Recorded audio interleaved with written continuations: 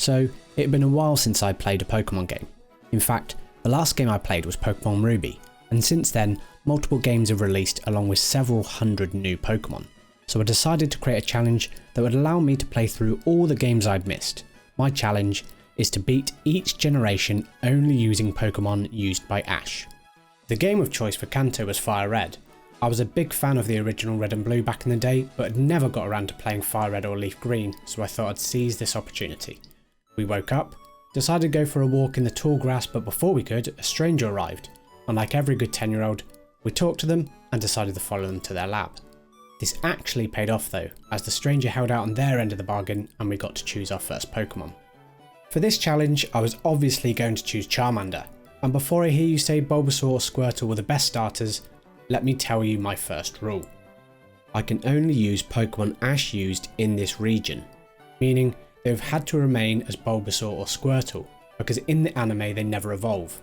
Charmander on the other hand fully evolves, and I'd much rather face the Elite Four with a Charizard than the other two. So we grabbed our Charmander, beat Gary in our first match and headed to Viridian City, where we held up our end of the bargain by grabbing Oak's package. Thank you. And in return got a Pokedex, which is completely pointless considering Ash only used a Bulbasaur, Charizard, Squirtle, Butterfree, Pidgeot, Raticate, Pikachu, Primeape, Muck, Haunter, Kingler, Tauros, Lapras and Snorlax whilst in Kanto.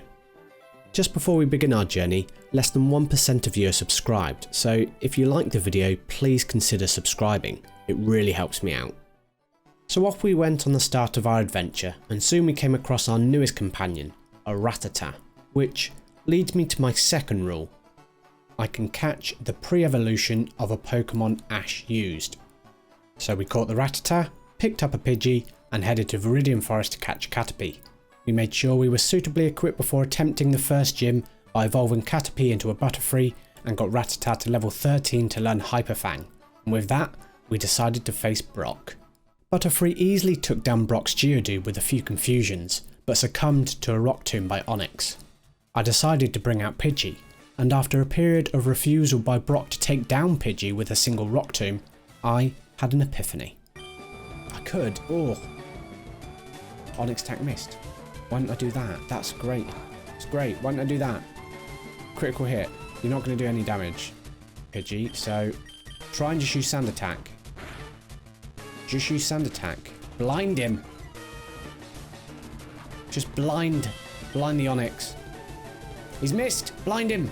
After we made sure Onyx never saw the light of day again, we switched to Rattata to finish him off. And that was that. We received the Boulder Badge as proof of our victory and came one step closer to completing this challenge. On our way to Cerulean City we caught ourselves a Mankey and prepared for our second battle against Gary. But what I forgot to account for is this game's ridiculous level jump. Pidgeotto, we haven't even got level 17!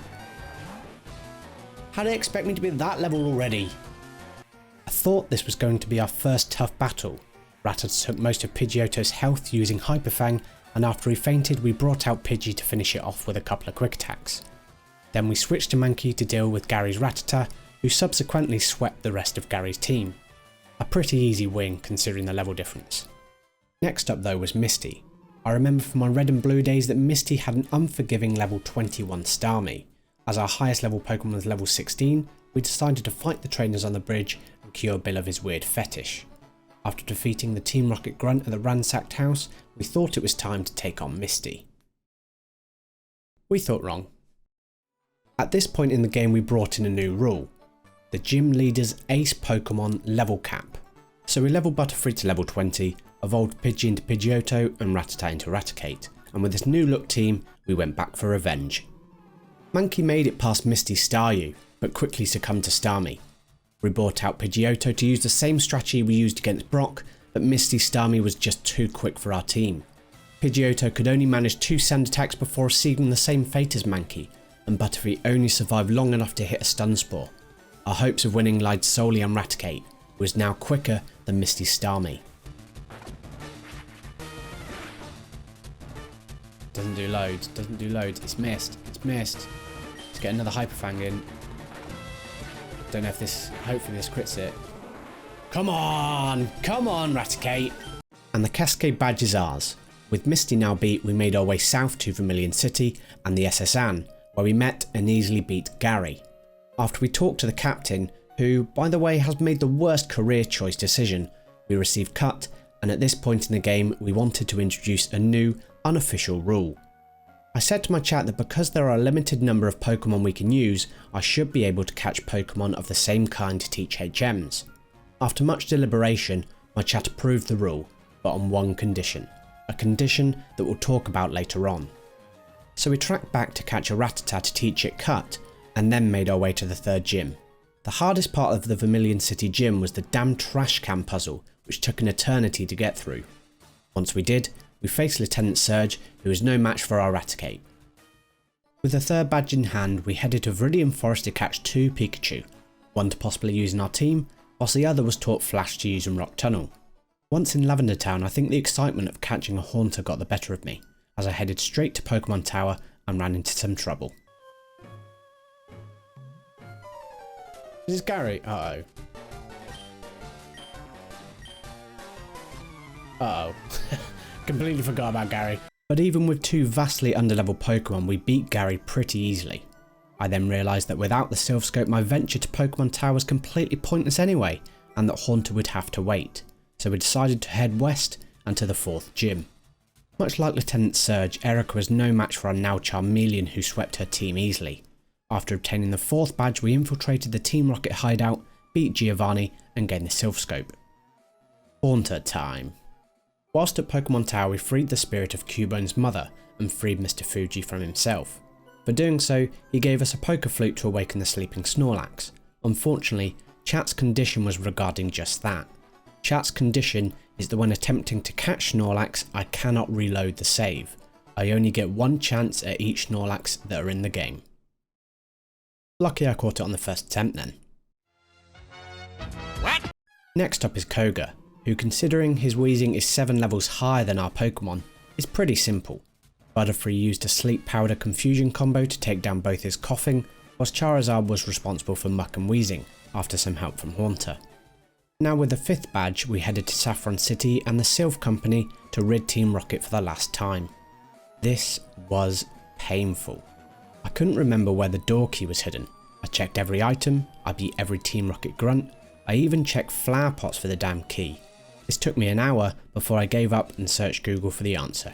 Once I finally had the key, it was time again to face Gary, who was pretty underleveled, so we beat him easily. But for beating Gary, we received a Pokemon crucial to being able to complete this run. We received a Lapras. Giovanni is never really difficult in this game, so we beat him easily again, grabbed the Master Ball, which we're never going to use, and headed to face Sabrina. Haunter easily dealt with Sabrina's Kadabra and Mr. Mime, but Alakazam did bring us a bit of worry. Oh, he's used Psychic, quicker than me. Uh-oh, and it's going to hit hard. Oh, first time. So we brought out Charizard to shore things up a bit, but Charizard also felt like giving us a small heart attack. Oh my god, that did a lot of damage. Finally and thankfully, Venomoth was no match for our Charizard. With the 6th badge, we made our way to Blaine, who surrendered the Volcano badge the moment he saw our Lapras. Last up was Giovanni. We had beat him easily on our last 2 encounters, but this was different. This was for the 8th and final gym badge. Could he be the one that stops Ash's team going all the way? No. Lapras beat him in 5 moves. So could Gary be the one to stop us? Could he prevent us from reaching the Elite Four? No. He was a bit tough, but still no match for us. So with Gary out the way, we got through Victory Road and made it to the Elite Four. The only consideration now is how ridiculously underleveled we are. Our highest level Pokemon is level 48, and the Elite Four and Champions Ace Pokemon are level 54, level 56, level 58, level 60, and level 63. We're going to need some serious luck to get through this. I didn't expect Lorelei to be difficult, and she wasn't. We used Primeape against her Dugong, Cloyster and Lapras, and Charizard against her Jinx. Slowbro was a bit of a pain as we didn't have a type advantage, so we used Snorlax, and due to both Pokemon having high HP, this match was a bit of a drag as we slowly chipped away at each other's health. Luckily, Snorlax won this matchup. Bruno was a different beast though. Lapras easily dealt with his first Onyx, but our Pidgeot only just managed to get past Hitmonchan.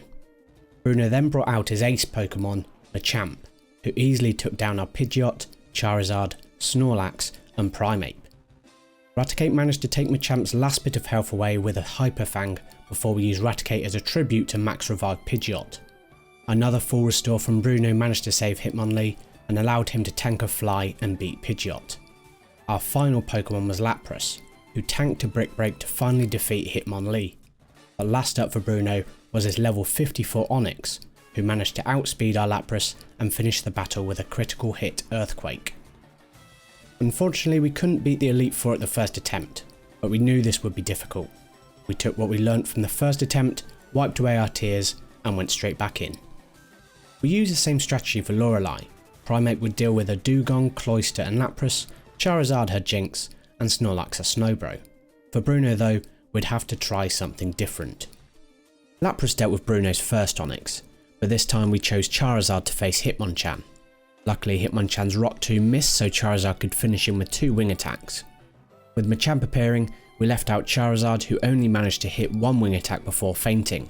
It was down to Pidgeot to get revenge on Machamp. Don't kill it in 1.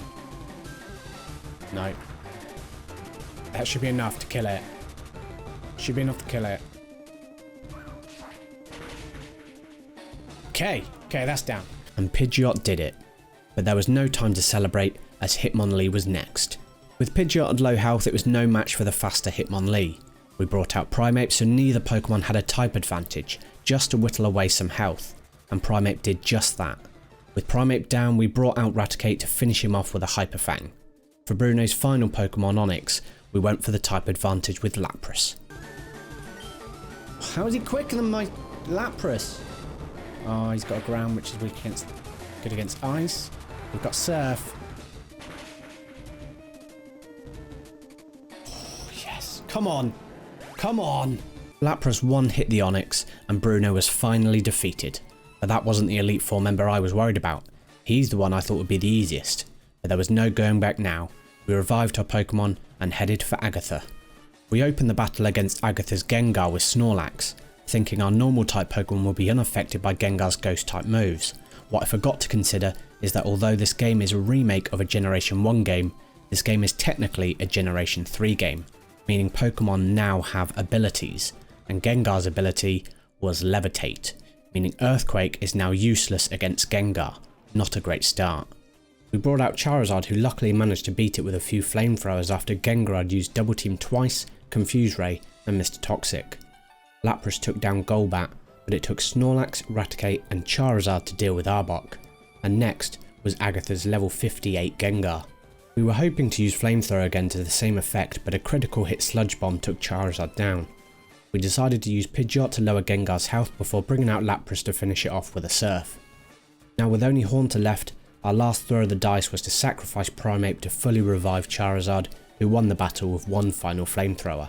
Last of the Elite Four was Lance. I knew I'd have to keep Lapras alive if we were going to have any chance of defeating his level 60 Dragonite. We used Raticate to defeat Gyarados, deal half damage to Aerodactyl with Super Fang, and as a martyr to revive Lapras. After Aerodactyl dealt with Raticate, we brought out Snorlax who managed to do a bit of damage, allowing Pidgeot to finish it off with a couple of quick attacks as it was recharging after a Hyper Beam. I decided against bringing out Lapras as I was expecting Dragonair to have Thunderbolt, so we brought out Primeape who surprisingly managed to take it down after tanking a Hyper Beam. Next up though was Lance's Dragonite. Wing attack, it's not going to do much, Ice Beam. Come on, it's 4 times damage. It's not going to kill it though, is it? It's not going to kill it. Oh. That's fine. Citrus Berry. It means it shouldn't heal this turn. Just need one more. If it does a wing attack again, let's use Hyper Beam. It's going to kill us with that one. That's going to be enough for it.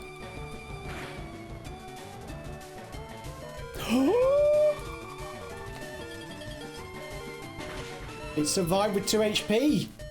With Dragonite vanquished, it was a 3v1, with Primeape taking the honours. The Elite Four have been defeated. There is just one more battle between us and Immortality. Last up is Gary. We started the battle beating Gary's Pidgeot with a couple of ice beams from Lapras. Primeape could only do half damage to Rhydon before getting one hit KO by an Earthquake, but Lapras managed to finish it off with Surf. Charizard managed to one hit KO his Executor, who was 13 levels higher than him thanks to a critical hit super effective Flamethrower. Next up though was Gary's level 63 Blastoise, who was between 13 and 18 levels higher than our Pokemon. We decided to bring out our level 46 Snorlax, which started an intense 11-minute proxy war between the two. We used rest regularly to cure ourselves after Blastoise's dangerous Hydro Pump repeatedly took our health low, but after Blastoise had used his last Hydro Pump, he was left with Rain Dance, Bite and Skull Bash. So this was the battle. Blastoise would raise his defense to ×4 by using Skull Bash, which would do moderate damage to Snorlax, who would then be healed by rest. Whenever it looked as though we would win the deadlock, Gary would use a full restore. As our PP was starting to lower on Snorlax's moves, we had to devise another strategy. We used Primeape to deal damage to Blastoise, and whenever he lowered his head preparing for a Skull Bash on the next turn, we would bring out Snorlax to tank the hit. Finally, someone gave way.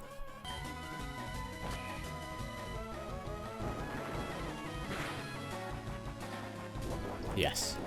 Yes. Yes. We should get it on this turn. We should get it. We should get it. I think that's enough to kill him.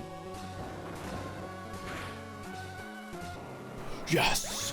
We had won the battle but not the war. Gary still had an Alakazam and Arcanine for us to deal with. Alakazam beat our Charizard and used Future Sight, which allowed our Raticate to finish it off with a Hyper Fang. Last up was Arcanine. Raticate managed to tank a Flamethrower to hit a Super Fang but fainted on his next attack. We brought out Primeape to finish off Arcanine, but he was instantly KO'd by Alakazam's Future Sight. We sacrificed Pidgeot to fully heal Lapras and make this a 1v1 for the game. A level 50 Lapras versus a half-healthed level 59 Arcanine. It's just going to be normal effectiveness. Come on, Surf. Come on. Come on, Surf. Yes! We've done it! We've done it! Oh my god, we've done it with such an underleveled team. Oh my god. And we had done it. We had beaten the Elite Four and the champion only using Pokemon that Ash used. Our final team was a level 50 Lapras, level 48 Charizard, level 46 Snorlax, level 49 Primeape, level 47 Pidgeot, and a level 46 Raticate. Now that we're the champion and the challenge for this generation is complete, there is only one thing left to do. Release the Pokemon that Ash released in the anime. So we said an emotional goodbye to Butterfree, Pidgeot, Raticate, Haunter, Primeape and Lapras. But the full challenge is not yet complete. This is only the first of the 8 generations. If you want to check out how I got on in Generation 2, click the link. And if you want to catch me recording these live, check out twitch.tv/sickgaming_. But don't forget to like the video and subscribe to my channel.